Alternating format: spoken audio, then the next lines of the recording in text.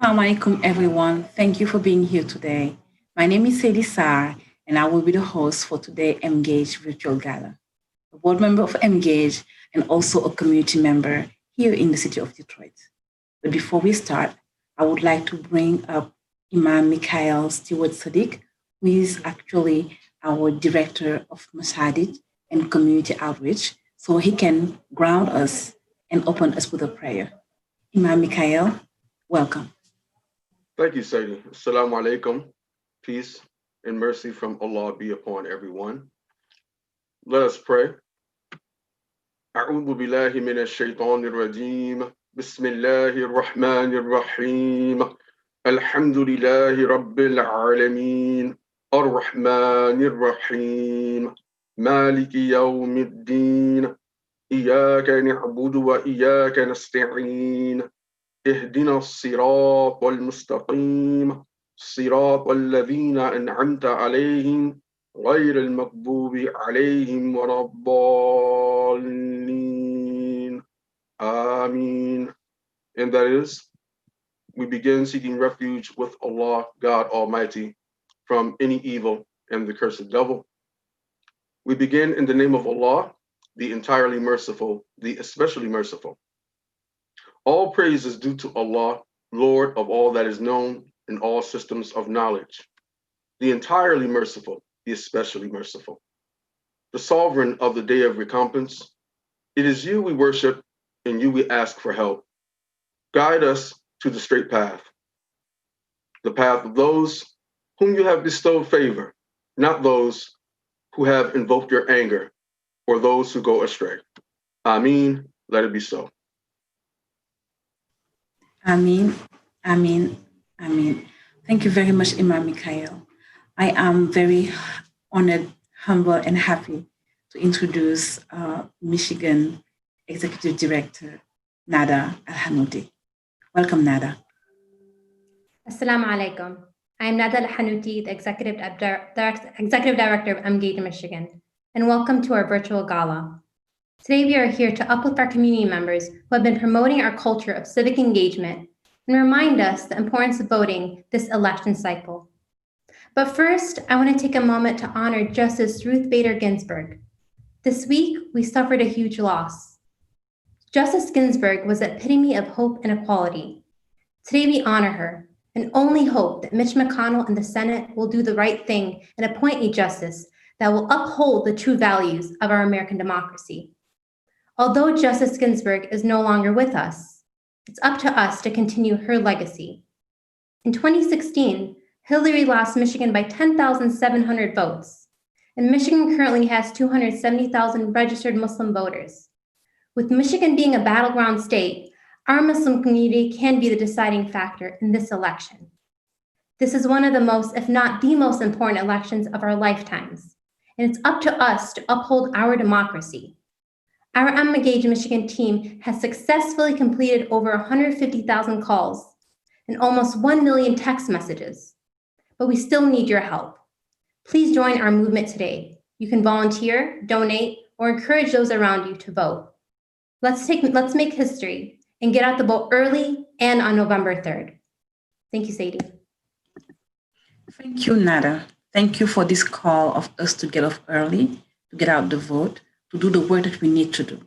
Thank you for reminding us that this election is as important as the last election and is going to be as important as the next one coming. Because as Muslim voters, we understand that we need sustainability. And Emgage in Michigan have been working hard to make sure that our communities know their rights, that they have a voice, and that they continue to work to ensure that the most impacted in our communities are represented. So I am very happy for our next guest speaker, board member Dr. Farhan Bati. Please come and let us know what is the work that we do and how can we do it better. Welcome. Assalamu alaikum. Thank you. My name is Dr. Farhan Bati, and I'm pleased to join you tonight as we all work together toward the shared goal of seeking God's pleasure and God's blessings through advancing the civil rights and political interests of the Muslim community. Muslim political engagement is not new, but Muslims have never had the opportunity to make such a large impact on political races up and down the ballot in states all across the country as we do in 2020. The political capital of American Muslims has evolved and grown immensely since the turn of the century. You may recall that in the year 2000, it was Muslim support for George W. Bush that pushed him across the finish line in Florida, which secured his victory. And yet, the Bush administration was able to largely overlook our community since there was not a true national apparatus in place to mobilize Muslim constituents and hold elected officials accountable. Allah knows best, but had today's Emgage been in place back then, Muslims would have been much better positioned to mitigate the harm that was done to us during those 8 years. 2 decades later, our growth is palpable. 4 of us have been elected to Congress, with 3 currently serving. According to ISPU, at least 131 Muslim candidates won local and state races across America in 2018. And while we still have work to do with getting more Muslims registered to vote and then to actually cast their ballots, more Muslims are participating in American democracy than ever before, thanks in large part to groups like Emgage, who are communicating with prospective Muslim voters with an efficiency that our faith community has never seen before. Look no further than here in Michigan in 2018 for Exhibit A of what is possible when you combine a highly qualified candidate with a highly mobilized Muslim population. There can be no mistaking the fact that the money, time, and people power that Emgage harnessed in 2018 helped push our Congresswoman, Rashida Tlaib, across the finish line. And while every politician I can remember always says this is the most important election of our lifetimes, this time that's actually true. In the race for president, civil rights for Muslim Americans and prospective Muslim immigrants is on the ballot.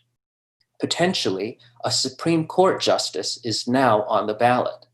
Environmental protection is on the ballot. Public education is on the ballot. Bottom-up economics instead of trickle-down economics is on the ballot. Universal health care is on the ballot. We Muslims have an unprecedented opportunity to impact this election in virtually every swing state, but the scale of that impact depends on the financial resources available for Emgage to do the important work of registering as many Muslims to vote as possible and then turning them out to vote, either on election day or by absentee. I hope that as the evening continues, if you haven't already, you will make a donation and sign up to volunteer to support this important work. Jazakallahu khairan. Wassalamu alaikum wa rahmatullah. Wa alaikum salam. Thank you very much for those words of wisdom. And thank you very much for reminding us what we are up to. Next, our next guest speaker is also another board member with Emgage, and he will also grace us with words of wisdom. Dr. Abdallah Majid Katranji, welcome. جزاك الله خير سيدي والله يعطيك العافية. السلام عليكم ورحمة الله وبركاته. Very honored to be here. Very excited to be part of Emgage. As one of the founding members in the Emgage chapter in Michigan, I can't emphasize to you the pride I feel when I look at the work that Nada has accomplished over the past several years and what we've been able to work in collaboration with each other, including Farhan and Muzammil and Iltifad and all the other Lama and Usman and everybody else that you're going to be meeting. The message for Emgage is very simple. It's one of hope and it's one of empowerment. The Muslim American communities, when I remember it growing up, we were the unknown. We were the mystery. Very often, many of us, as we went through the high school, middle school, elementary school, we were either the children of immigrants and didn't know whether we were fully Muslim, whether we were Arabs, whether we were Pakistani, whether we were Muslim Arabs. Muslim Pakistan Americans. There's this idea of identity, who we are. SubhanAllah, with the evolution of our community, we've come to something unique across the globe. We're Muslim Americans, very proud to be Americans, but also very proud to be Muslim. And the beauty of this integration is that it shows the world that there is no conflict between being a very proud Muslim and being a very proud American. We love this country. We will fight for this country. We will defend this country as we love our faith and are devoted to Allah subhanahu wa ta'ala. And that's the power of Emgage. Emgage isn't about advancing the cause of one person or advancing the political aspirations of another person. Emgage is about getting every single one of you, everyone who identifies themselves as a Muslim American, the ability and the opportunity to be the next president of the United States. We would be proud to have any one of you be the next senator of Michigan. Any one of you become the next governor of Michigan. Any one of you become the next Secretary of State for the United States. Emgage is not here to serve individual interests. Emgage is an organization dedicated and committed to serve your interests, to empower you, to get you to where you want to be. And without you helping us, we cannot achieve this goal together. That's why I encourage all of you to take the time to learn, engage us, ask us questions, participate with us, volunteer and support. Not only do we benefit from your wisdom and your support, but you empower us and strengthen us as we engage the American community to show that how important of a patch in this quilt that we as Muslims are to make America the best country it can be. Assalamu alaikum wa rahmatullahi wa barakatuh.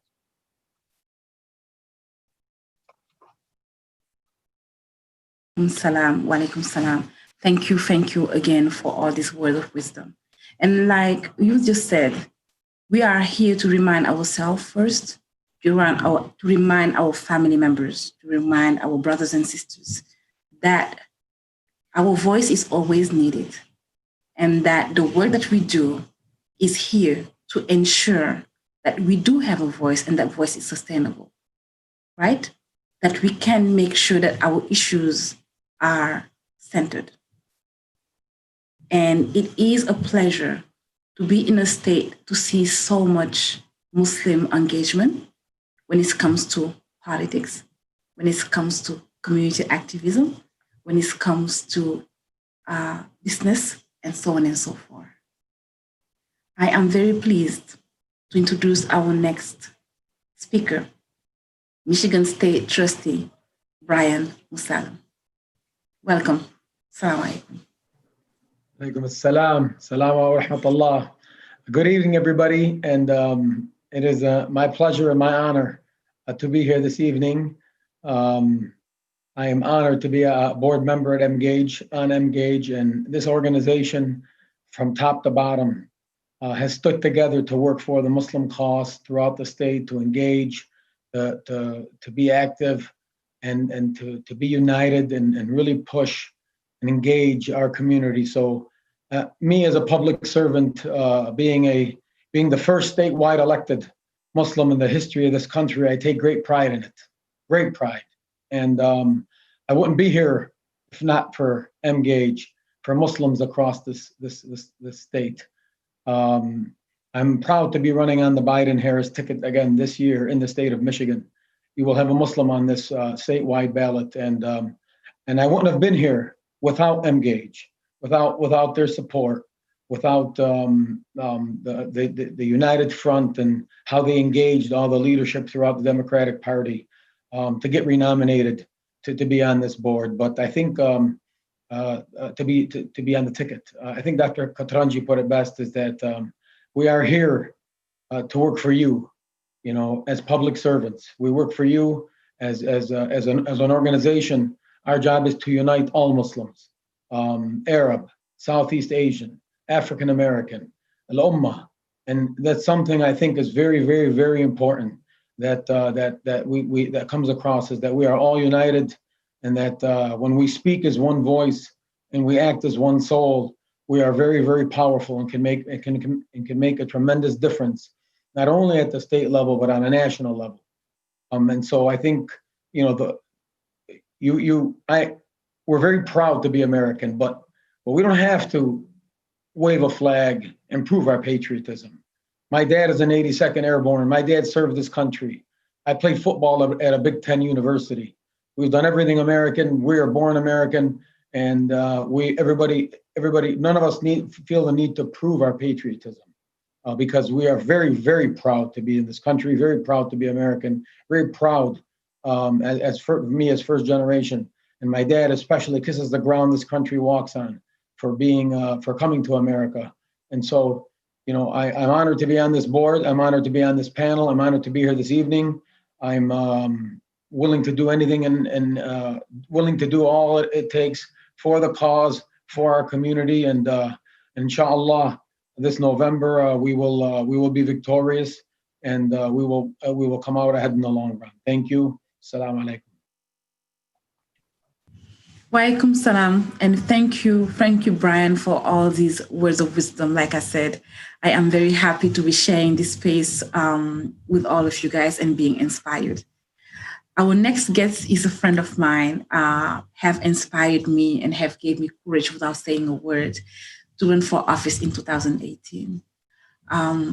He is one of those young leaders in our community who really knows what it is to be represented, who works hard from the heart, who does not compromise his ideas, and who quietly continue to make changes and to stand tall and stand in the hardest moment, in the hardest time, in one of the hardest seats right now as a state representative at Michigan State Legislature. I am very honored to introduce State Representative Abdullah Hamoud. Assalamu alaikum, Abdullah. Wa alaikum salam, Saidi. Thank you so much for having me. Thank you to Emgage. Thank you to Brian and the individuals who served as giants and whose shoulders we stood on in order for us to succeed. I had a message that I was intent on sharing today up until the point in which we heard the news earlier today that a very close village elder passed away. And this alderman was someone who, whenever he saw me, would open up his arms and sit and welcome me as the son of Kaunin, O son of Kaunin, which is the village of my father and my father's father. And he's someone who moved to this country in the hopes of seeking greater opportunity, but what brought pride to him was seeing the Muslim community flourish in all aspects of life. And today I was reminded of the countless sacrifices that this alderman, our parents, our grandparents, all made when they first migrated to this nation with the hopes that we as a Muslim community flourish within American society. We have several Muslim elected officials. We had 2 Muslim congressmen, and we sent 2 Muslim congresswomen who broke the Congress and shattered expectations and really took things to the next level. We have Muslim advocacy organizations such as Emgage, which have really been trying to pave the way and try to coalesce the Muslim community. And there are countless others such as Saidi and Nada who are leading the way and paving the road for volunteers to participate and really doing the work. And they are the ones who deserve all the credit because they bring myself and others to the forefront. And it's because of their sacrifices that we arrive to our landing spot in whichever part of public office. But it's important to recognize that we as a Muslim community are beautifully diverse as the American fabric itself. And as we have progressed and succeeded in America, we have extended our reach into all elements of society, whether it be public sector, the private sector, the media, seeing Abdul now as a CNN correspondent, as the head of the corporate council for some of the leading nonprofits in society, the deputy chiefs of staffs and chiefs of staff to many electeds. And that's something that we should be proud of. And as we've progressed, I like to believe that we've gained the understanding that our unity is what makes us strong. Our unity as one Muslim ummah, as one Muslim American community. And it's really important that we emphasize this aspect of unity because the world wishes to divide us. And ultimately, it's within our grasp, within our reach to come together and to unite. And oftentimes, we might struggle with uniting over one synchronous agenda, but I think it's important to understand that we must have faith in one another. I'm proud to be supporting the Biden campaign. And I'm encouraged and hopeful that he will succeed. The Biden-Harris ticket will succeed come this November.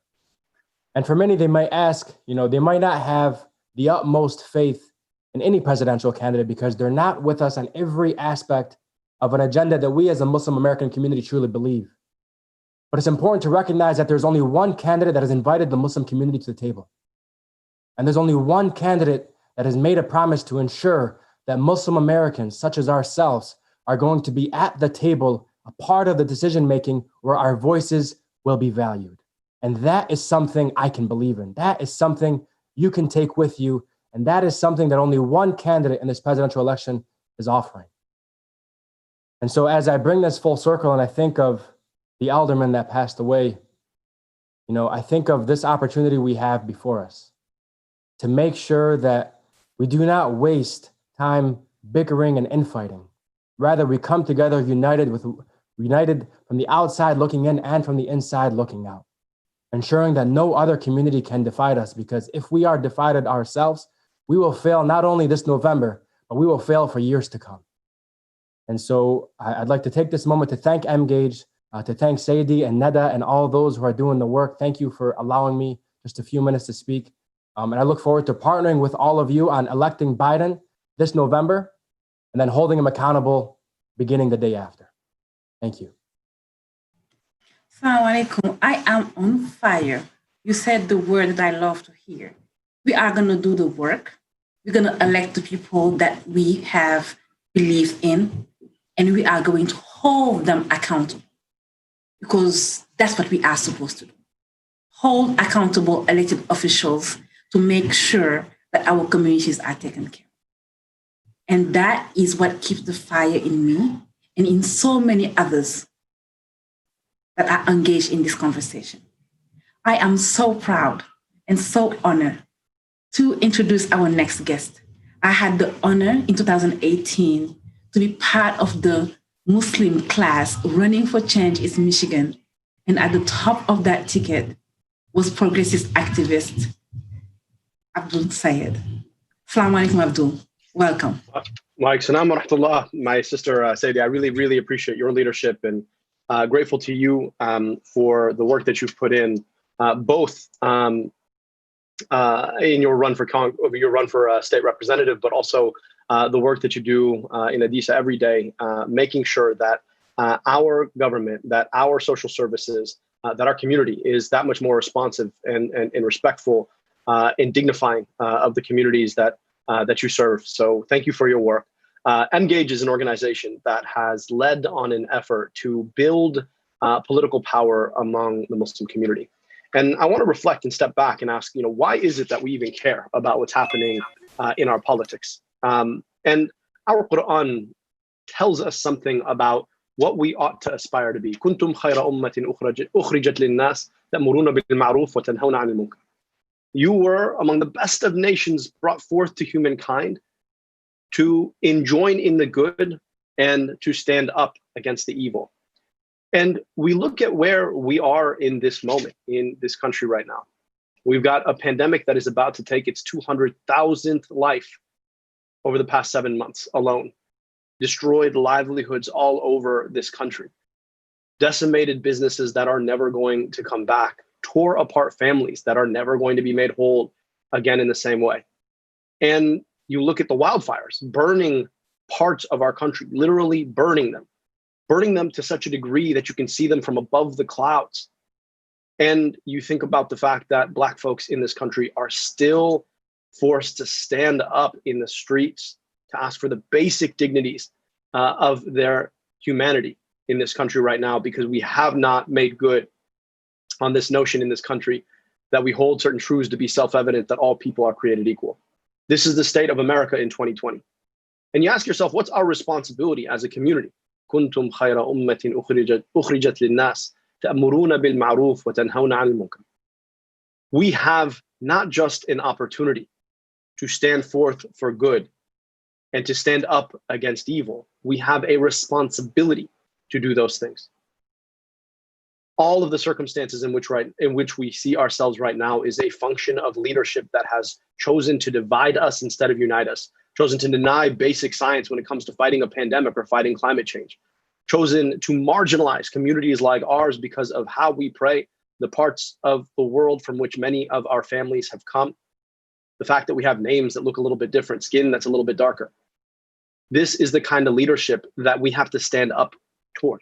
Now, the greatest form of struggle in our faith, the greatest form, is a word of truth in the face of an oppressor, the greatest struggle. And you look at the opportunity that we have right now in this election. We have no doubt an oppressor in office right now, an oppressor who's got blood on his hands, who has done everything he could to decimate and destroy and marginalize and oppress. And the question is, are we going to say a word of truth? Now, in Arabic, the word for vote is sawwat, to use your voice. It literally means to use your voice, to lift up your voice. That's a word of truth. And the question right now is, are we willing to lift a word of truth in the face of an oppressor? Are we willing to join in good and forbid evil? Are we willing to show up for our communities, both in this country and abroad? Are we willing to meet our responsibilities as a Muslim community?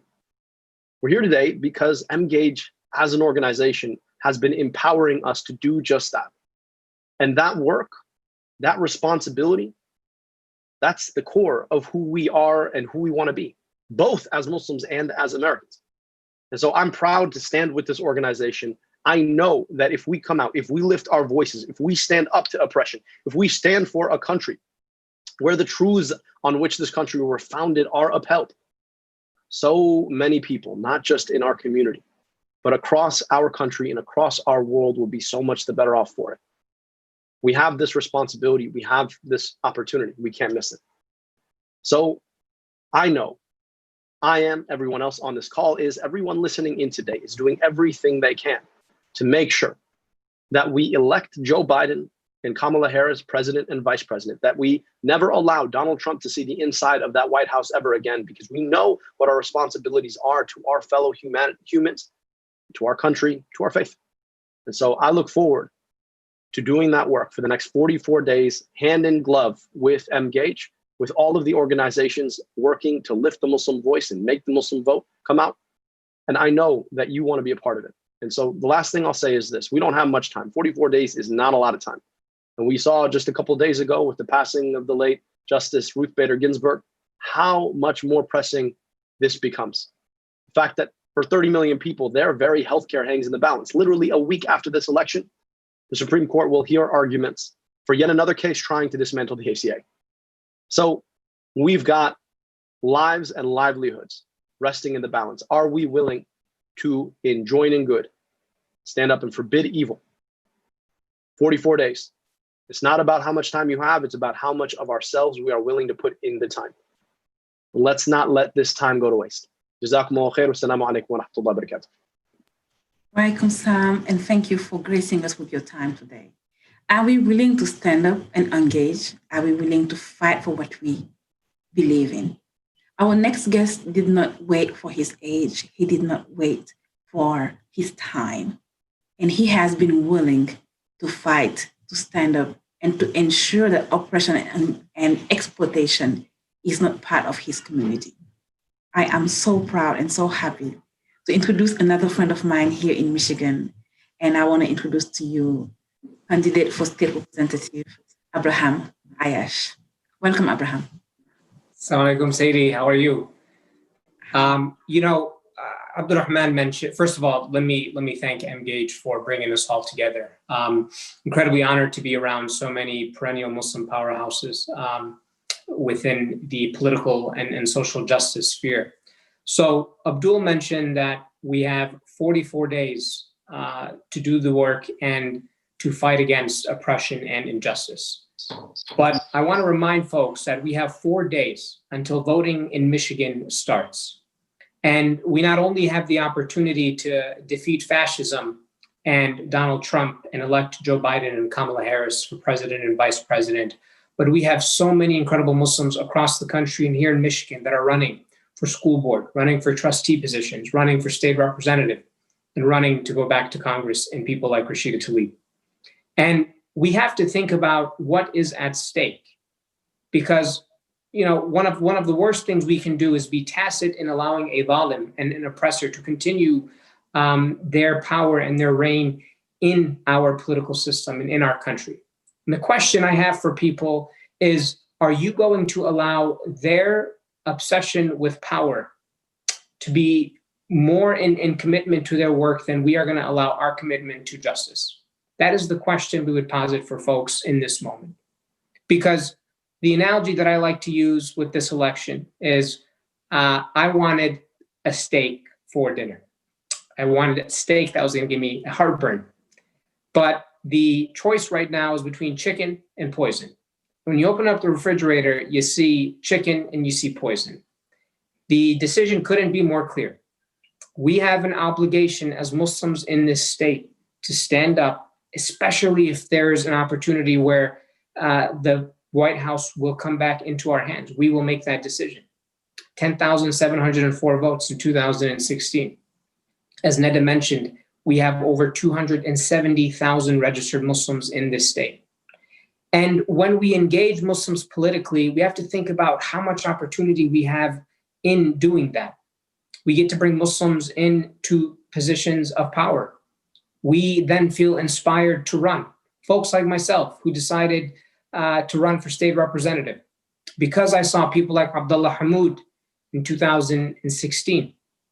Because we saw folks like Abdurrahman and Lynn and Rashida and Ilhan, people who stepped up and said, we are going to serve this country that is ours, a country that is flawed in so many ways, a country that bought slaves in this country and built it and continues to deny the generations that come after the basic rights of human dignity, a country that has problems in making sure that we're fighting against the military-industrial complex and racist ideologies, a country that has continued to allow corporations to exploit communities like Hamtramck in Detroit, where we have some of the most polluted areas in this state.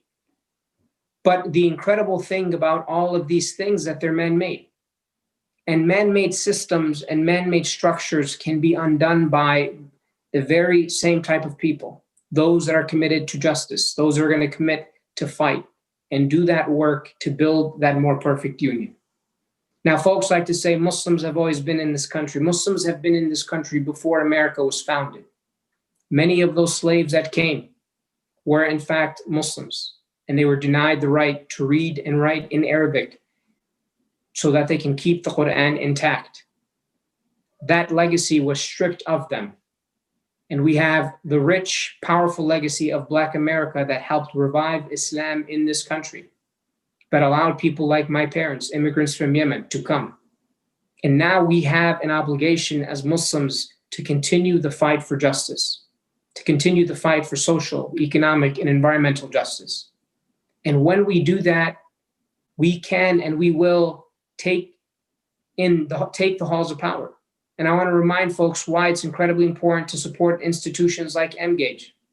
Because if we are not building a concerted, organized effort to do this work of engaging Muslims politically, we are in trouble. We will not have a voice if we all walk as solitary beings. Collectively, we have so much more power in doing the work if we put aside some of our differences. It's not to say that I'm going to agree with everything Emgage does. I will always be critical of any institution that I engage with.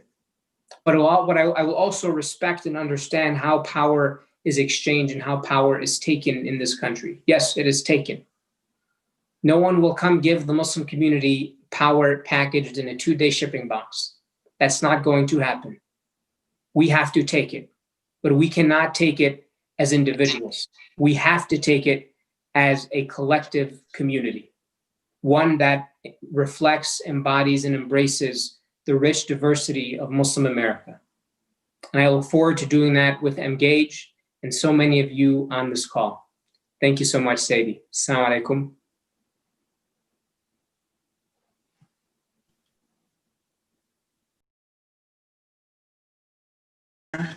Still being here with us. Thank you for your words. Thank you for reminding us that my ancestors from West Africa, from Tikrur, from the Mali was actually those scribes, those teachers, those part members of the Ummah that was taken in slavery and brought into this country.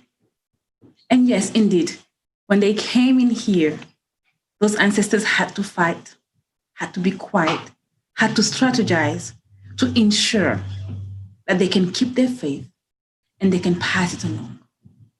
And however it was passed along, it kept living and it kept giving. And we see as Detroit, as African Americans, as African American Muslim, has always been at the forefront of the fight for civic justice in this country.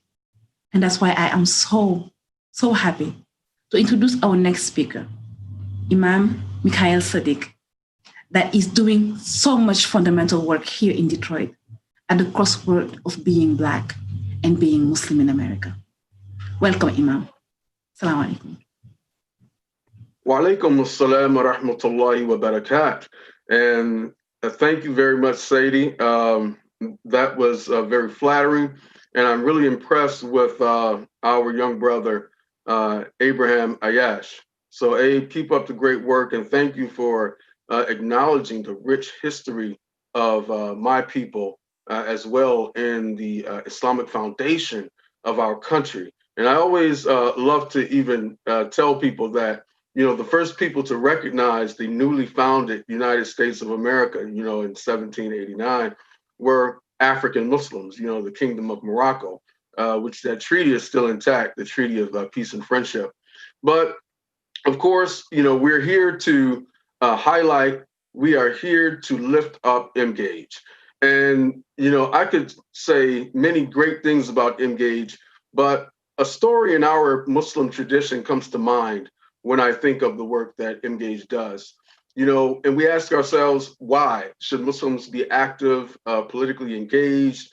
And then, what is the cultural and traditional Muslim foundation that we use?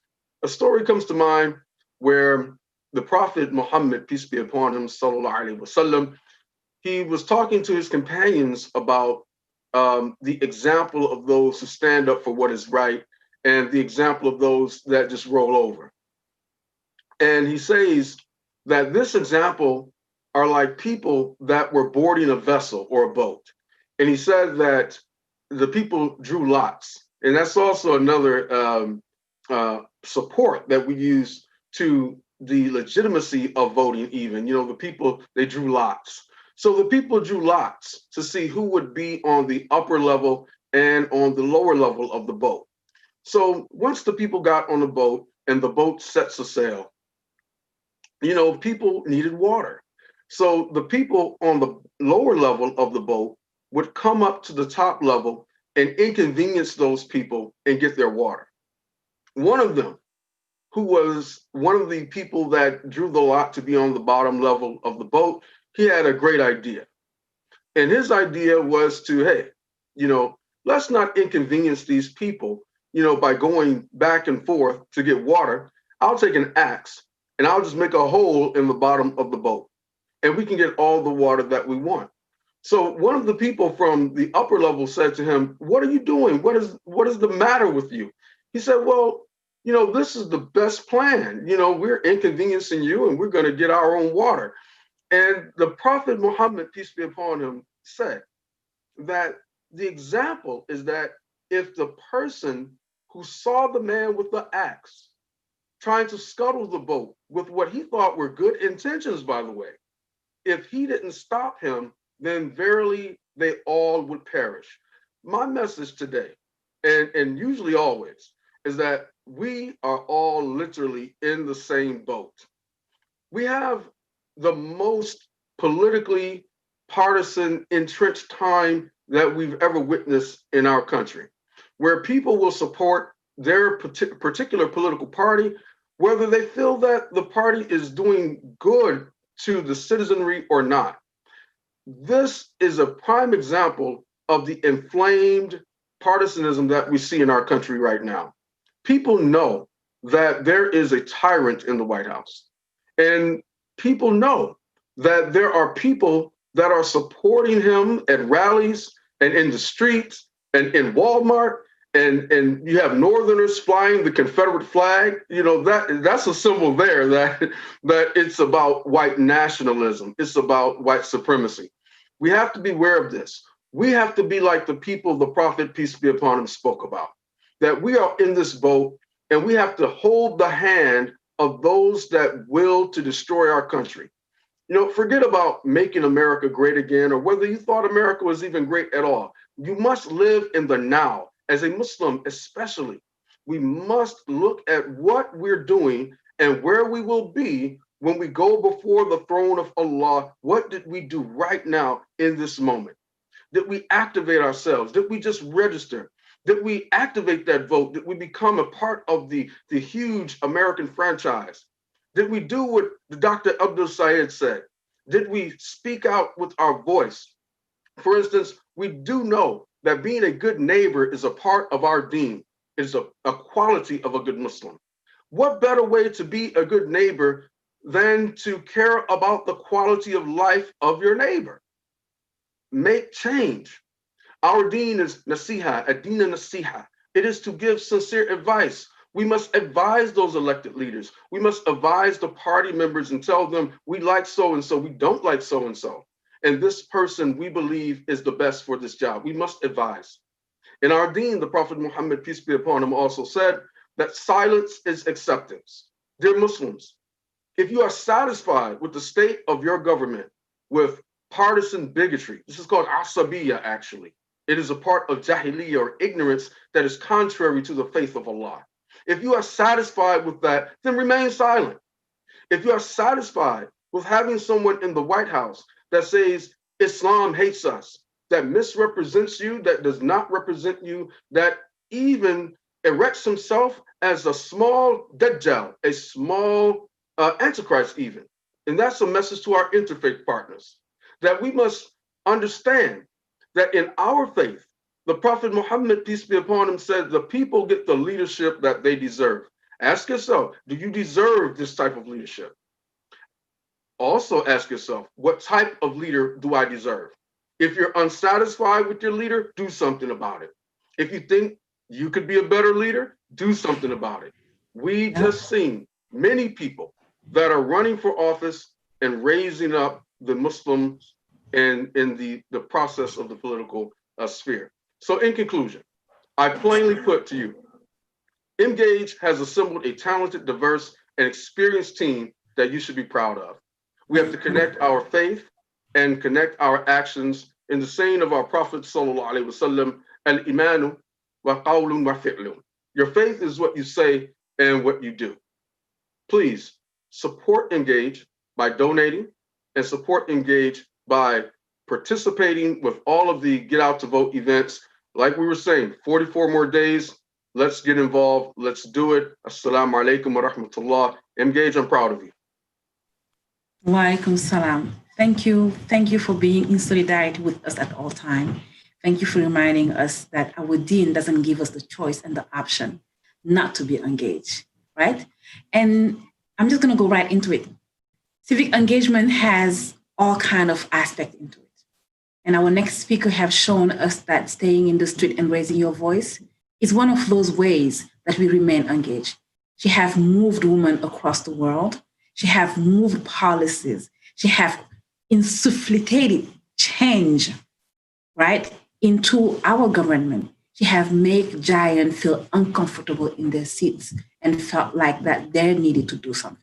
And she continued to hold accountable people, systems, and institutions day in and day out. Sister Linda Sarsour, welcome to our virtual Emgage Gala today. Assalamu alaikum. Thank you so much. Assalamu alaikum, everyone. Hope you are all well. I opened this Zoom and I saw your beautiful face, Sadie. Thank you so much for all the work that you do for our community. I hope that you know how beloved you are, not only in the state of Michigan, but across the country. And to Nada, I came here to support the leadership of Nada Al-Hanouti and her work as the Emgage Executive Director of the Michigan chapter. oftentimes many women in our community do a lot of the grunt work. We do a lot of the street work. We do a lot of the organizing, and we don't get the same credence that our brothers do. So I want to make sure that on this gala that the folks of Michigan know how hard Neda works every day on behalf of our community. I also want to give a shout out to my sister Lema Zuhd, who many of you know is a brilliant organizer in the state of Michigan and worked with us on the Dr. Abdul Sayed campaign. And I was very honored and privileged to be around this powerful young Arab American woman who really gave everything that she had, and to see her now in the leadership of Emgage just really warms my heart.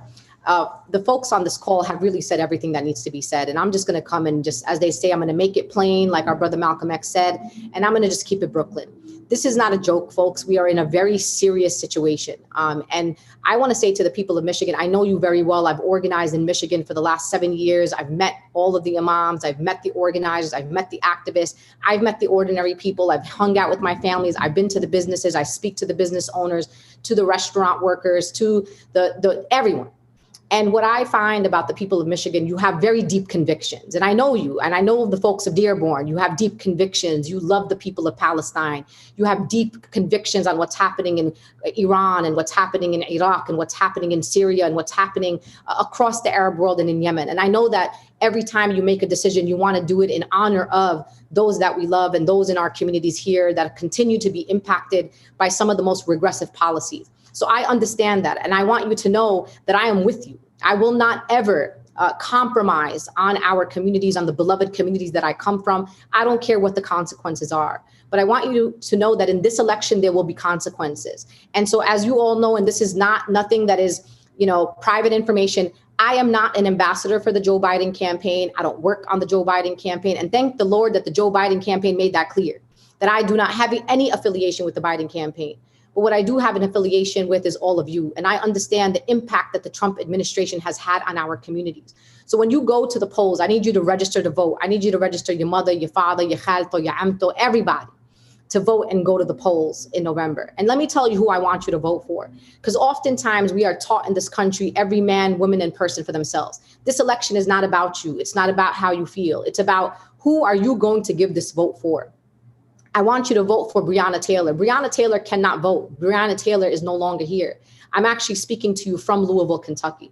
Vote for the people of Louisville, Kentucky. I want you to vote for the Yemeni fathers who are not able to be reunited with their families because this administration decided that your family reunification is worth more the reunification of Somali families and Yemeni families and Syrian families. I want you to understand the trauma that this administration has done to babies at the borders who they stripped from their mother's arms.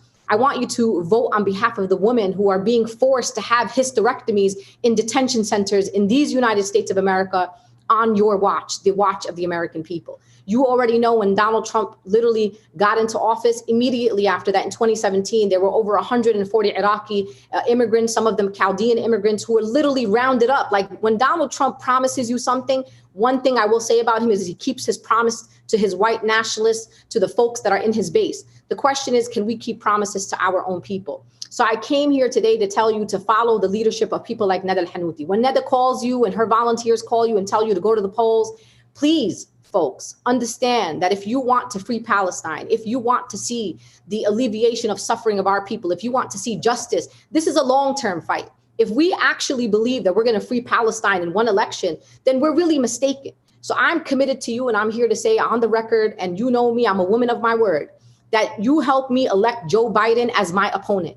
I can't fight fascists. You cannot be, it's unfair and unjust to expect for activists like me who are working on behalf of our communities to continue to fight fascists. You can't move a fascist. You can't move the fascists to the left. You can't move them to the right. A fascist is a fascist.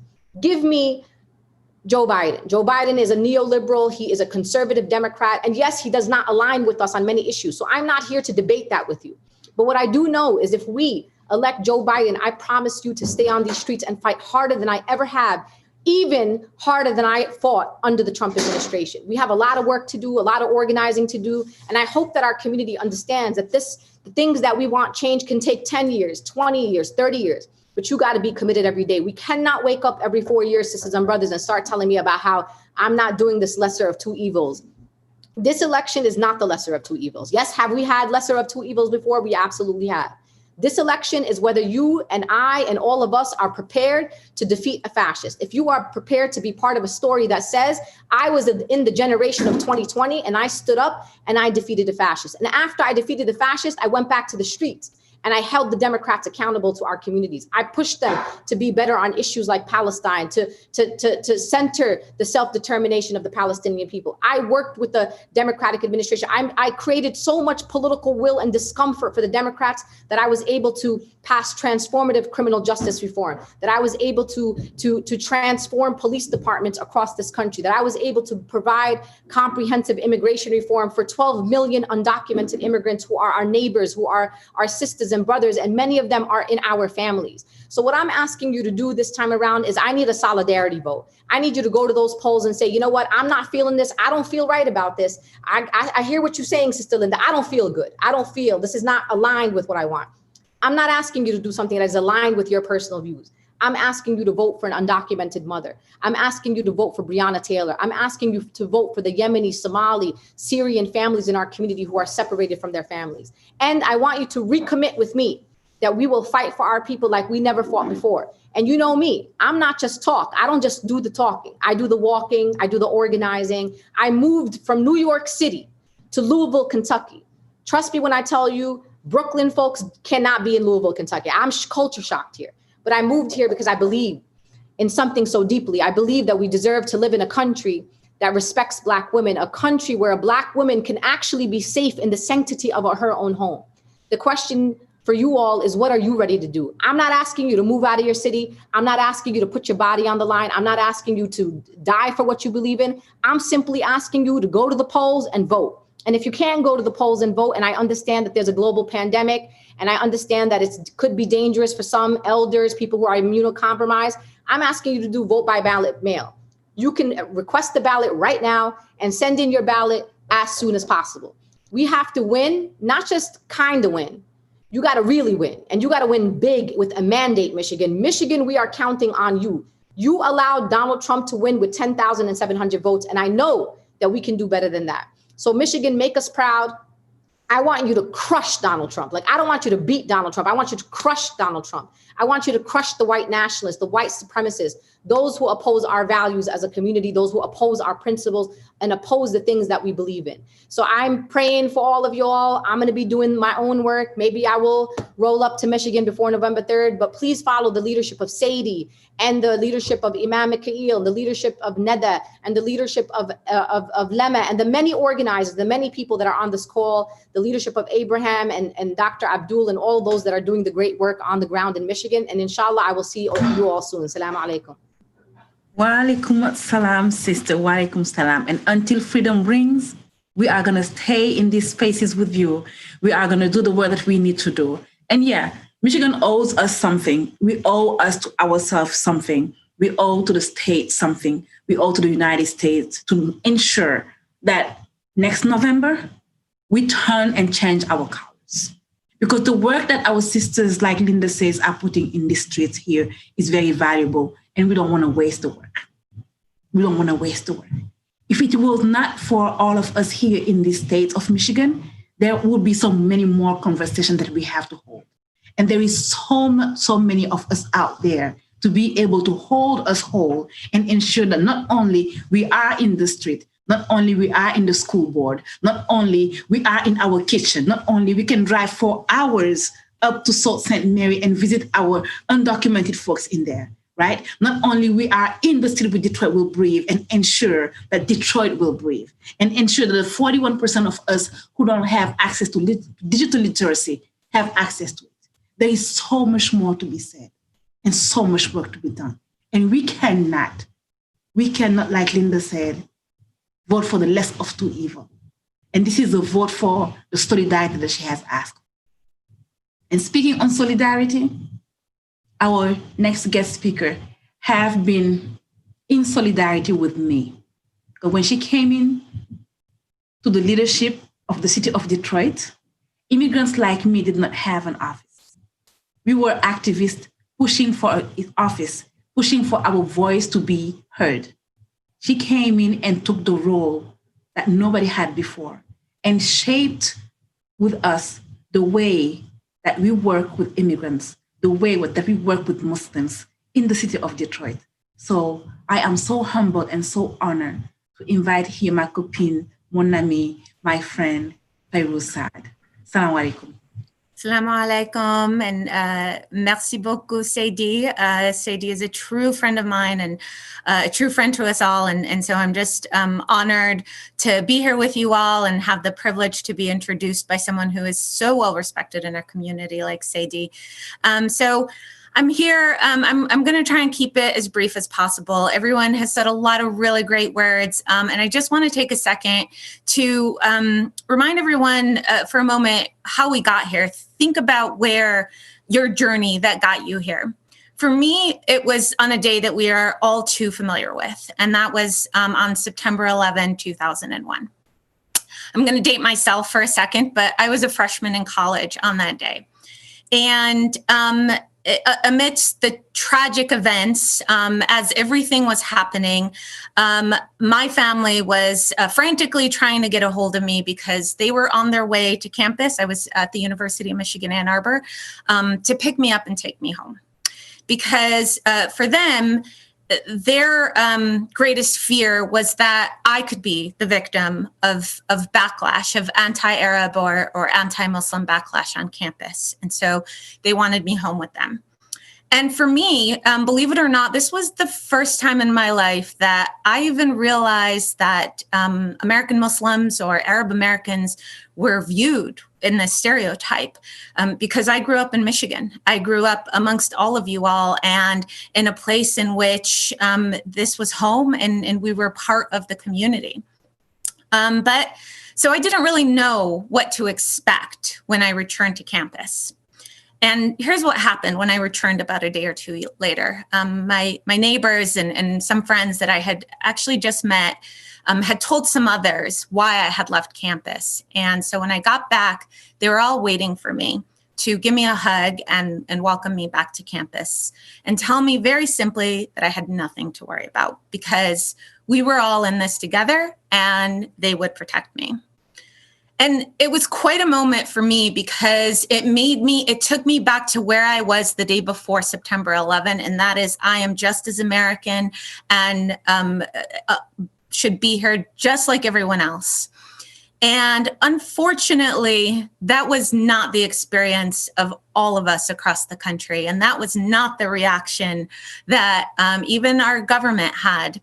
And as I saw the way the rest of the country reacted, not just as hate crimes increased and not just as the stereotypes of Arabs and American Muslims across the country grew and grew, but we saw policies like NSEERS and the Patriot Act. These are all things that for us might seem like ancient history, but are not that long ago. And for me, that defined my career path going forward because I realized that there was conversations happening somewhere in government, and they were happening about me and my family and my community and about all of you all, but they were happening without us. And that is why I got on my career path and pursued a career in public service and specifically in government and policy, because I wanted to make sure that as these future conversations happening, that at least I would be at the table. Now, I've been fortunate enough to have landed roles and been part of administrations in which I've been at the table.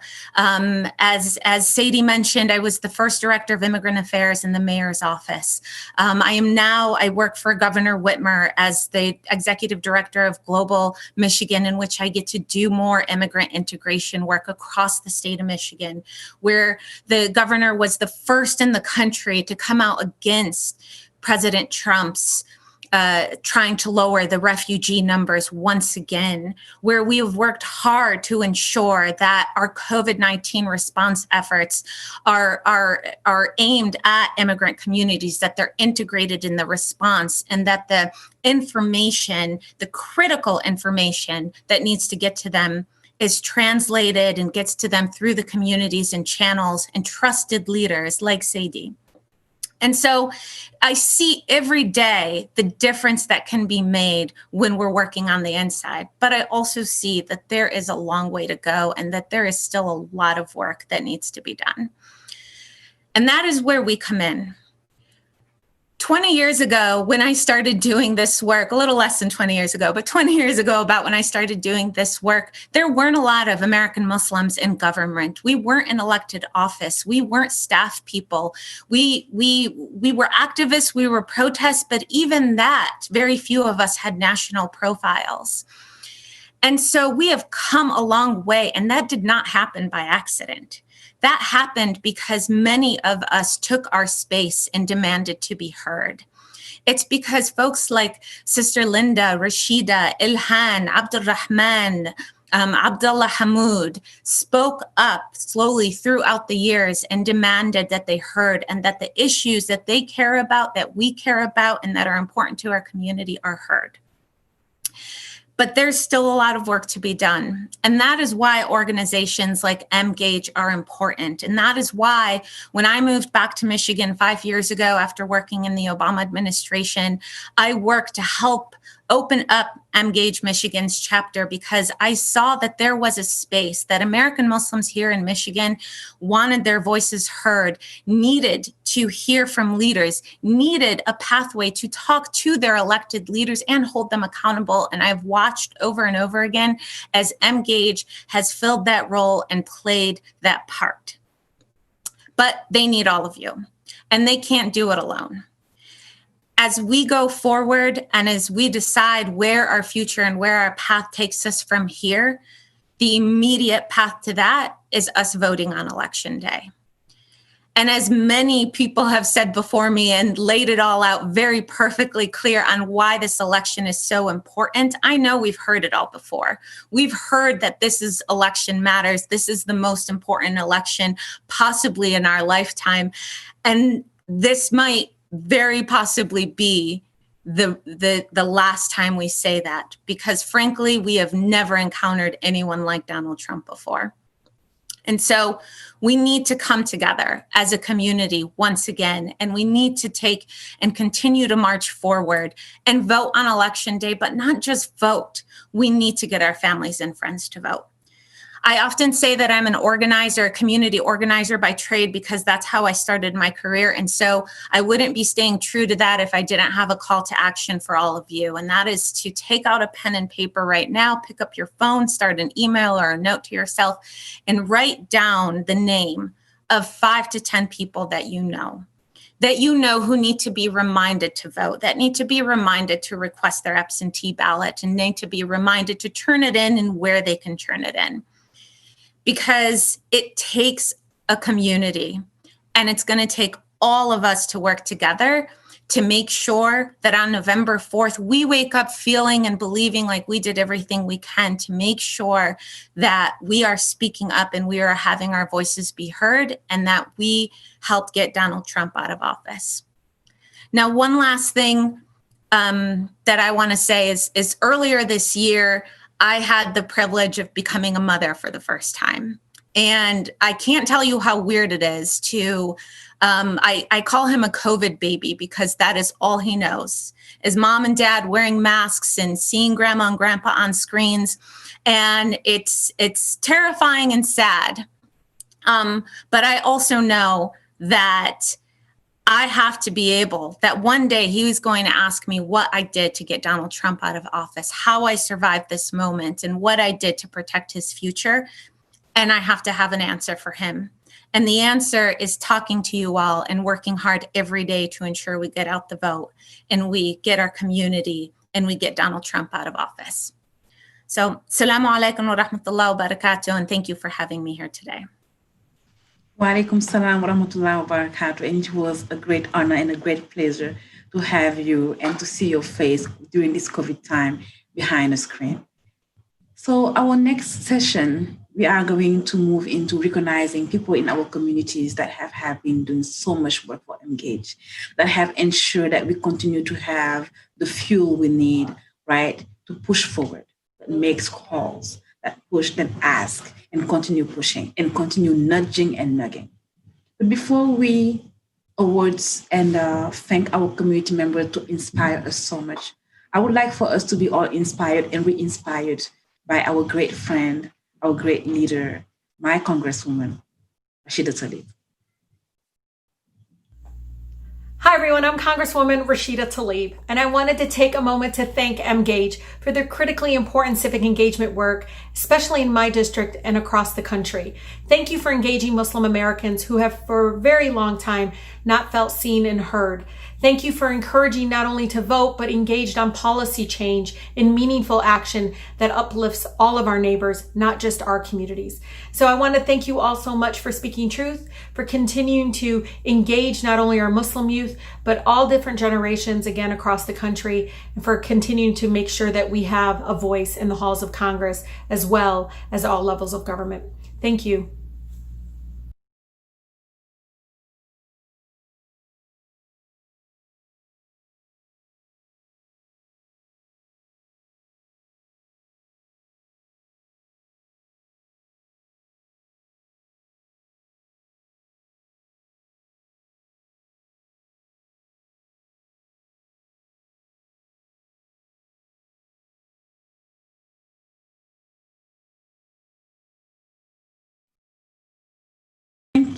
Thank you very much for being on with us. Thank you for being back here.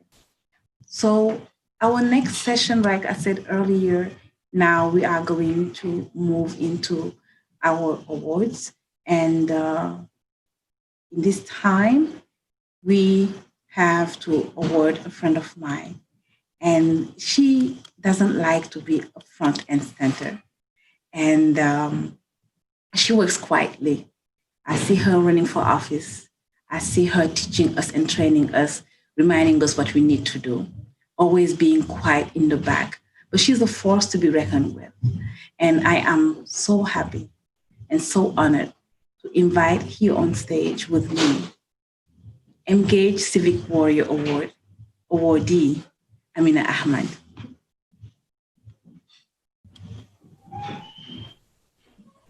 Assalamu alaikum. Thank you, Sadie. Sadie knows me well. Recognition is not my thing. I'm much happier celebrating other people. But I'm reminded of the verse from Surah Ra'ad, where Allah reminds us that He doesn't change the condition of a people until we change what's within ourselves. And as I accept this award reluctantly, I'm overwhelmed with gratitude and emotion, concern and hope, determination, and the fact that we have a strong community. No one can deny that 2020 has been quite a year. COVID, the loss of giants like John Lewis, most recently a justice who has inspired all of us and left us all with calls of action. I pray that we're granted the tawfiq to remember that even though we are small parts of a huge world, we each have our choices. We have a choice to embrace opportunity or to be apathetic. We have a choice to celebrate, hopefully, after the outcome of this election. But I am reminded that we are not responsible for the outcome. We are responsible for our effort. I, for one, do not want to wake up the day after the election feeling that I have not done enough. We need to remember that when people say, oh, maybe I'll vote, every single vote is our brother or our sister. Every single data point that we see on a graph or in a poll is someone being harmed or someone who is part of a system that is inflicting harm. Let us recognize our power. Let's embrace it, and let's remember to lift others as we climb. We might stumble, we might fall, but one thing is for sure, we can't pretend that because we don't do politics, that we're not going to be held accountable. Let's make sure we vote. And everyone speaking before me has given us calls to action. I'm just going to give everyone something really simple. Who doesn't use WhatsApp? Who doesn't use their cell phone in today's day and age? Go through your contact list. Everyone has a bunch of contacts.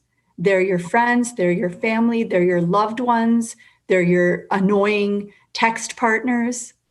Make sure right now, absentee ballots are dropping next week.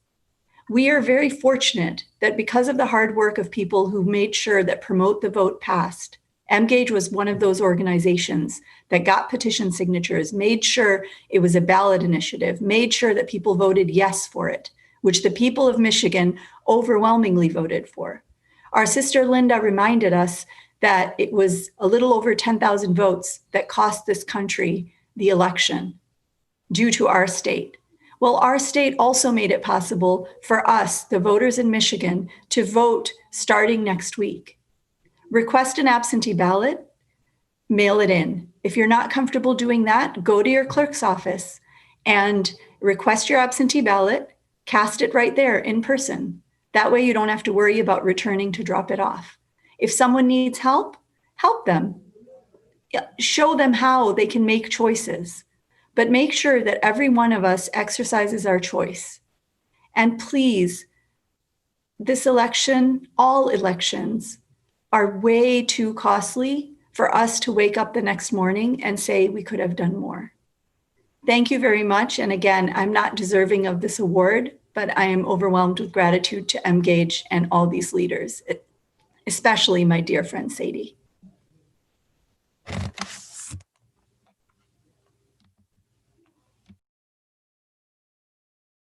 Thank you. And I know she doesn't like at all having the spotlight on her, and she doesn't like to speak in front of people. But we all are happy to have her, and I am very honored to be able to introduce her and have her receive the awards. So next, I would like to call in Nada El Hanouti to introduce our next guest speaker. My neighbors have started a party, and you can hear the background noise. So Nada, please, if you would like to introduce our next youth awardee. Thank you.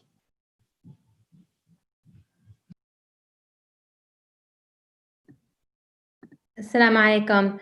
I would like to introduce Jamila Jami, who is 2020 graduate of Cass Technical High School, is now a freshman in Eastern Michigan, and she's a member of the Sisterhood of Year Lawn, on a program that works to foster a strong sense of identity, spirituality, and community for young West African Muslim women. In 2016, the inauguration of the sitting president brought a wave of anti-Muslim and anti-immigrant rhetoric, as well as a string of exclusive administrative policies. Jamila got galvanized her engagement with Springboard to excel the youth leadership arm at BISA, and spent time working on protecting immigrant campaign, educating communities to know their rights and protect their families. She pledged to register her peers to vote, and on her birthday this summer, she effectively registered 47 fellow members of her age group in West African community. Today we present Jamila with the Youth Engagement Award for her commitment to civic engagement. Thank you so much for this award. I could have done it without my family, my friends, my mentor, especially Sadie Saj. She literally is the reason why I'm here today. And I want to thank you so much, love you so much. Whenever I told people I was turning 18 so I can vote 2020, they were like, yeah, like she's lucky. Because not everybody at the moment can vote. I was lucky enough to turn 18 in June. And like growing up, like I have older brothers and sisters. So growing up, my late father was always telling them like, once you turn 18, you have to vote. And like, I was always thinking like, wow, like I cannot wait to turn 18 so I can vote. Like this seems like a big deal. Like I want to feel important. Even now watching my mom like sit in the living room, just watching the news, all the negativity that's going on in Michigan and Detroit alone. And it breaks my heart. But knowing that I can do something just as little as just voting helps me, it helps me feel better. When I started high school, I think like freshman year, I started joining groups to help me give in with my community, even though I couldn't vote because I wasn't 18. So thank you to the Sisterhood and ABISA and Springboard to Excellence. They showed me how to be a part of the community for real. The past couple of years, I've been in my shell. So like them groups that I did join in high school helped me be the best I could be. It's multiple people in the youth who have died this year. Muslim in the West African community who have died this year that really put their finger and their ideas into action in this community. And I just feel like me and like my fellow friends and like the sisterhood, we should all come together and continue their legacy. One of the things they taught me was to always be around people that I love, people I want to spend my days, my years with. And as by doing that, we have to become a community together and make sure that we stick together. So I'm talking to my youth, go vote. If you're 18, go vote. If you're not 18, go talk to your elders to go vote, because we got to think about ourselves now. We're a community, so we have to stay as one. So thank you for the award, Sadie Sarr. Thank you. I couldn't have done it without my family and my friends. Once again, I'm very thankful. I can't stop smiling. But thank you, Assalamu alaikum.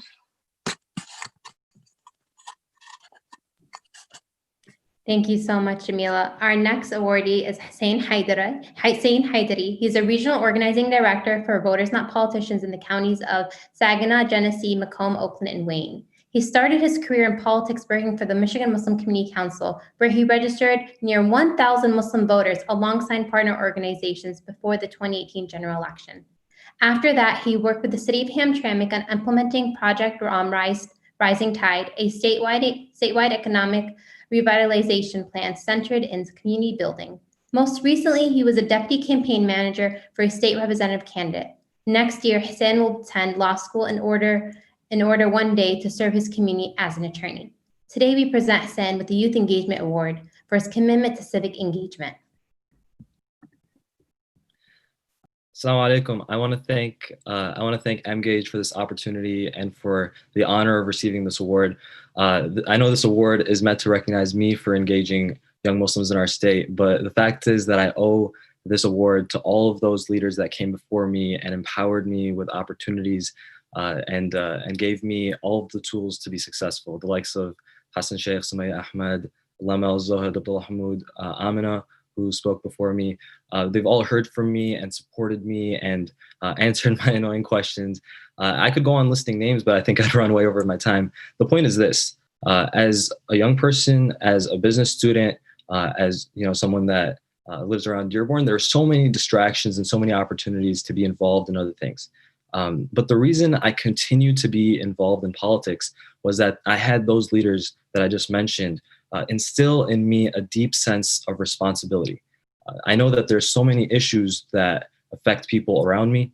They affect my community, and for some reason, it happens often in our community where we start to feel a sense of privilege. We feel insulated from all of those problems. And it took those leaders to pull me aside and say, hey, you know what? Maybe this isn't something that you're being affected by, but here's how many people in your community are also being affected by this problem.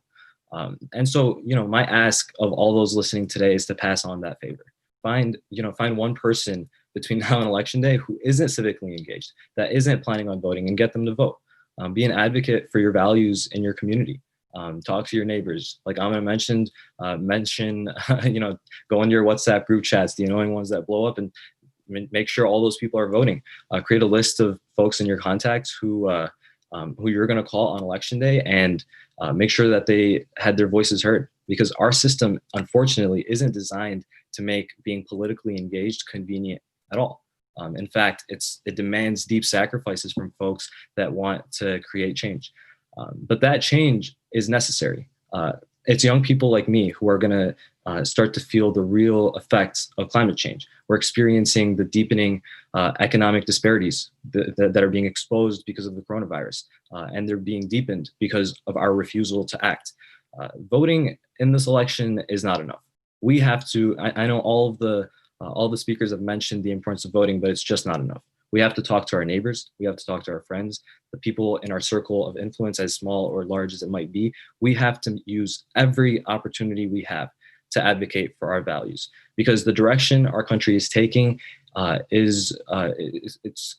not headed in the right direction.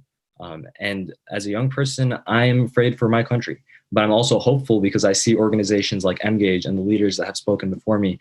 I'm seeing all of this good work being done, but none of that work matters unless we get out and vote and we take 5 or 6 of our friends with us, because election day starts in 4 days. It's not November 3rd. It starts in 4 days when ballots go out. So make sure your voice is heard. Don't sit this one out, because this election is the most important election of our lifetime. Thank you so much. Assalamu alaikum. Thank you so much, Sen. Our next awardee is Yusuf Shakani. He is a third-year law student at Michigan State University and the founder and president of United Under Hope, and a student-led NGO supporting Michigan's most vulnerable and disproportionately affected communities. Yusuf began serving the community long before law school, when he volunteered regularly for Emgage Michigan chapter, supporting candidates like Congresswoman Rashida Tlaib, Ilhan Omar, Abdullah Hamid, Abdullah Sayed. In undergrad, he served as a president of Oakland County's chapter of Orphan Relief, helping 23 orphans in Ghana and Africa, attended school year over year. We are honored to present Yusuf with the Youth Engagement Award for his unwavering commitment to our community. Thank you so much, Neda. I really appreciate it. 5 years ago, a well-known Michigan power couple known as Hassan Sheikh and Samaya Ahmed introduced me to an ideology I've come to love: civic engagement. I literally remember Hassan asking me to define what civic engagement means to me with a newscaster at the 2016 presidential debates. Let's just say thank God for Google definition. I also recall Hassan asking me about the products in which I use for my hair, but we won't go there tonight. I've never been nominated or won anything, so I'm beyond grateful for this recognition. But if there's one thing I've learned from the distinguishable speakers here tonight, it's that civic engagement is not about the moments in which society recognizes you for your work. Instead, it's about the moments in which your work creates that incremental yet monumental change for the better. For me, that happened when Michigan's 13th district elected the first American Palestinian Congresswoman, Congresswoman Rashida Tlaib. It is these fulfilling moments that inspired me to create and define civic engagement for myself, no longer needing Google's definition as a crutch. Launching Unified Under Hope with an exceptional team and supporting Michigan's most vulnerable communities felt achievable on the onset. After all, I witnessed my own volunteer hours manifest into historic American moments back in 2018. Looking forward, I hope to continue playing my part in not only the communities in which I'm ethnically or religiously a part of, but in any community that could use some support. As the Unified Under Hope team and me now look to create supplemental tutoring and mentoring services across Detroit, Dearborn, and Hamtramck public schools, we welcome any and all support from our fellow Emgage members. For it is civic engagement opportunities such as this that create and lead to the incremental yet monumental positive change that we as humans, we as Muslims, and we as Americans so desperately need in these 2020 times. Inshallah, my intentions are pure. Alhamdulillah always. Thank you all. God bless, and get out there and vote. Thank you, Neda. Thank you so much, Yusuf. I don't know about you all, but I am so inspired by our youth. I am ready to vote for them today. So thank you all for joining us. As the Muslim Center community established itself in the mid-Michigan region in the mid-1980s, there was no greater neighbor than the University Lutheran Church. From the very beginning, as Islamic Center of Greater Lansing was built, the congregation of the University Lutheran Church extended a helping hand. When the parking lot would overflow during Friday prayers, the church would invite the Muslims to park in their lot. When President Trump began calling for the Muslim ban, the University Lutheran Church, along with the coalition of faith organizations, held a rally in support of Muslims all around the world. The partnership between the two centers goes beyond the political or the prayer. Muslim Americans and Christian Americans work hand in hand to plant one of the most beautiful gardens shared between the two centers. The playgrounds of both centers were placed where children of all faiths can come and play in a safe environment. The hospitality of the University Lutheran Church has had an infectious quality. As the University Church in Lansing was undergoing renovations, the Islamic Center opened its auditorium to allow for Sunday services until they were moved back in. All this could have not happened without the express of love and unity from the University Lutheran Church to the neighbors and the Islamic Center of Greater Lansing. Today we have Pastor Gary Bong, who we honor we will honor alongside the University Lutheran Church for their solidarity with the Muslim community. Pastor? Thank you for the honor of this Ambassador Award. In accepting it, I don't, as she said, I do not do it just for myself, but on behalf of University Lutheran Church, which I serve as lead pastor.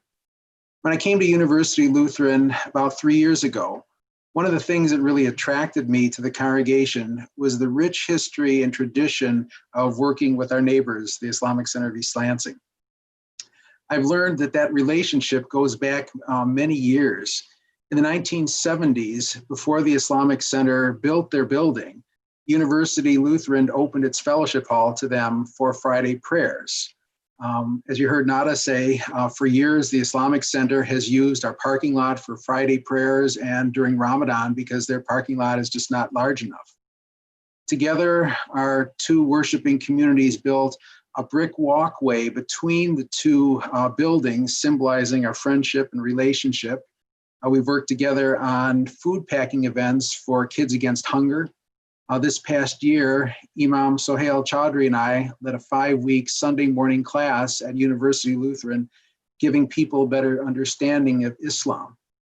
And over the years, the two communities have worked together on various community educational events. There's obviously a very deep and rich history and relationship between our two communities.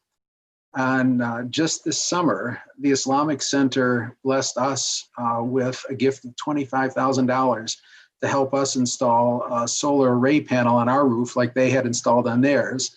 And that project was completed just a little over a week ago, thanks to their gift. I'm deeply grateful for the relationship between our two communities, for the deep respect that we each have for each other's faith traditions, and even more grateful for the witness of our friendship to the community and world, especially in the midst of a climate of racism and hatred and division that's so prevalent right now. So thank you for the invitation to be here this evening. It's been marvelous listening to this. Thank you for the gift of this award, and I look forward to deepening our relationship with the Islamic Center. Thank you. Thank you. You are so welcome. Thank you so much, Reverend Gary Bunch, for being here with us. Thank you for showing us also that civic engagement means a lot and can be done so many various ways. Thank you for being a friend. Thank you for being a neighbor. Thank you for allowing us to be part of your life and also being part of our life. Because this is what the fabric of the society is about. It's about all of us coming from different places and then making a home with our neighbors next door. So we are very honored to have you with us today, and we can thank you enough for the work that you do in our communities.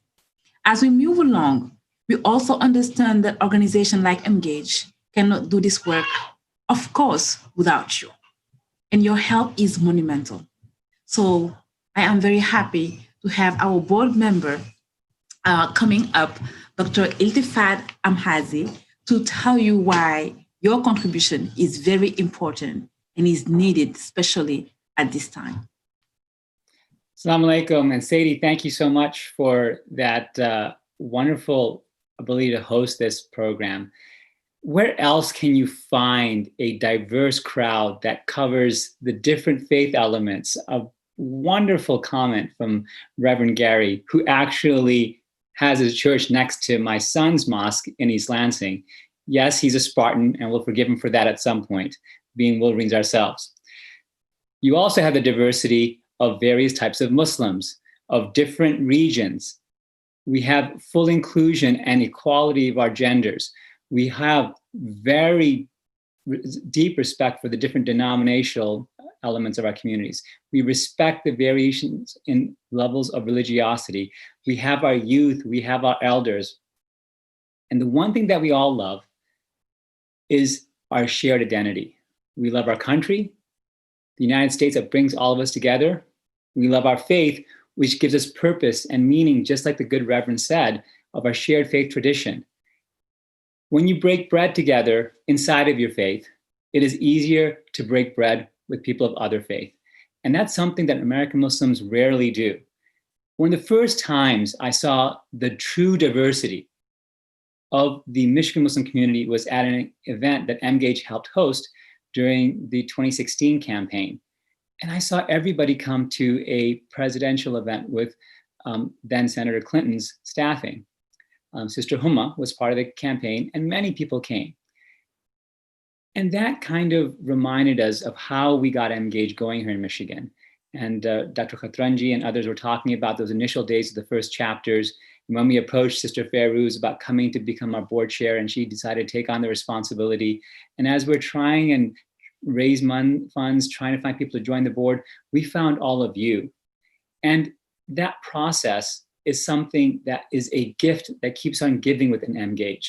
With Emgage, you can reconcile all these different identities, and you can do your civic action of voting. And where else, in what other country can you do this?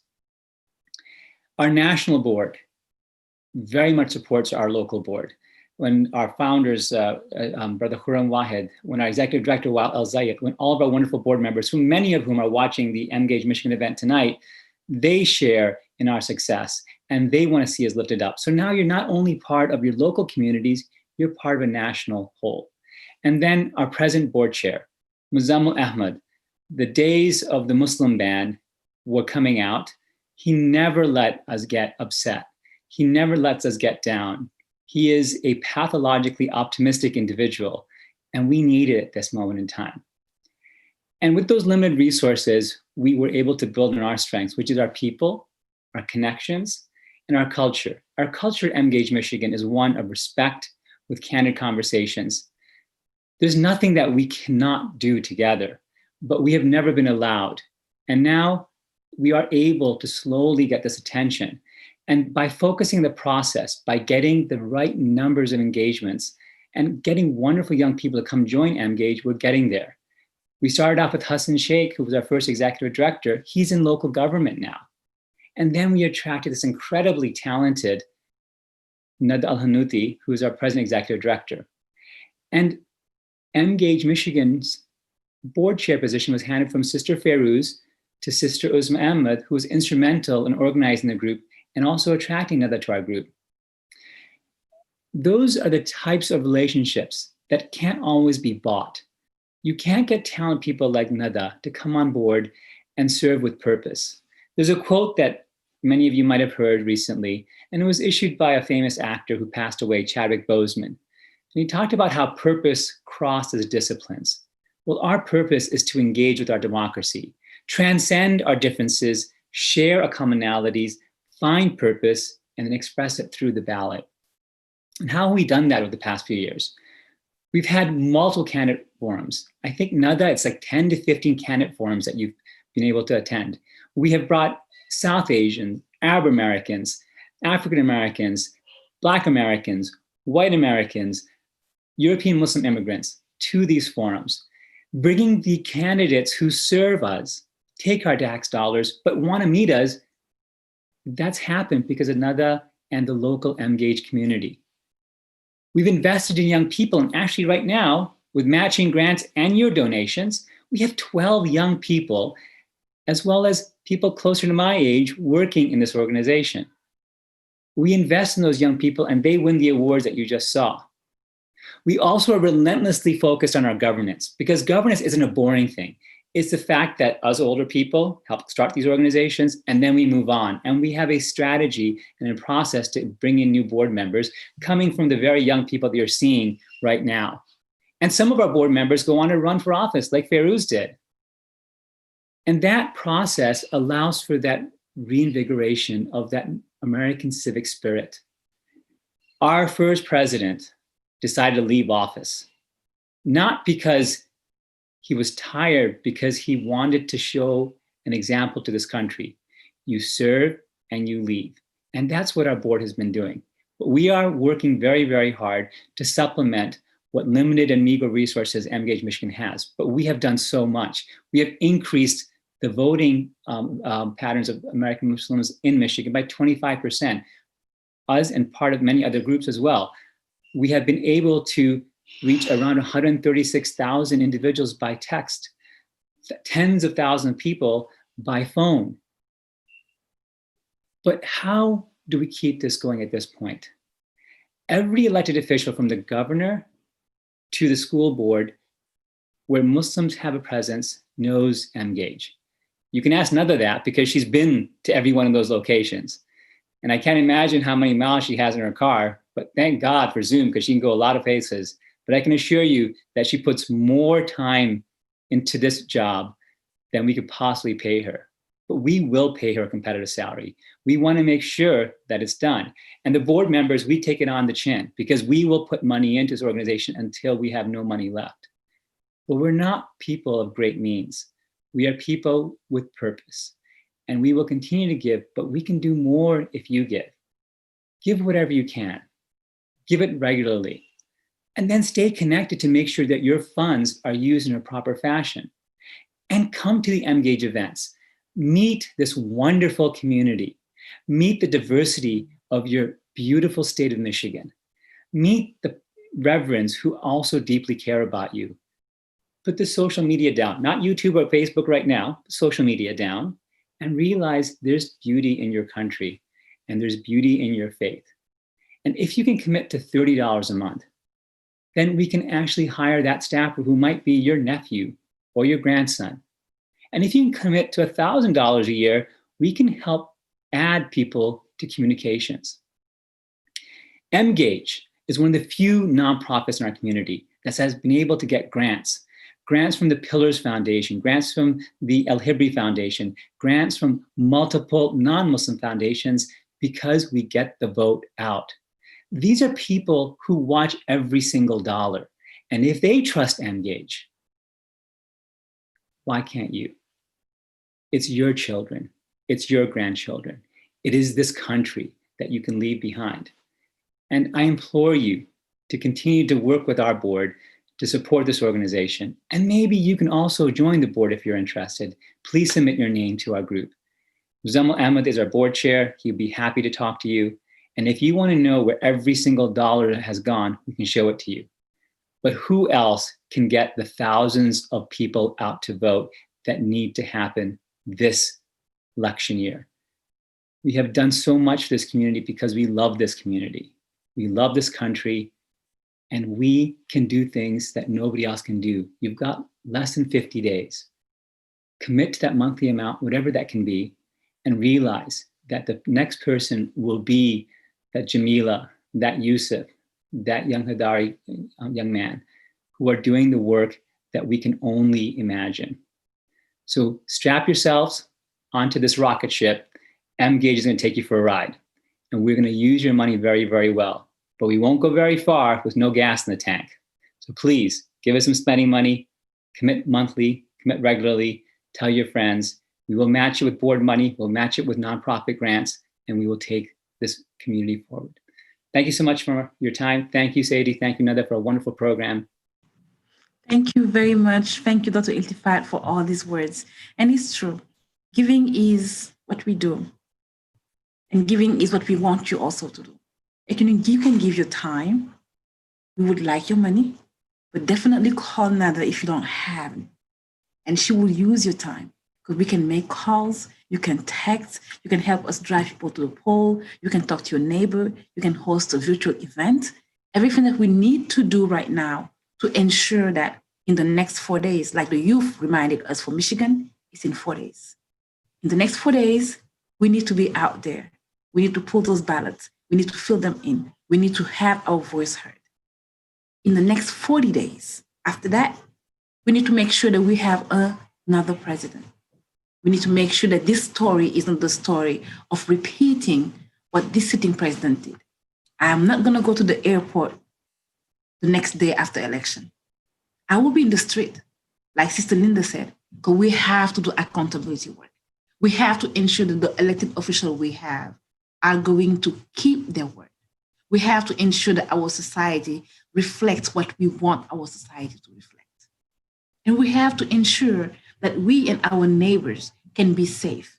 We have to ensure that our story for 2020 doesn't finish with COVID-19.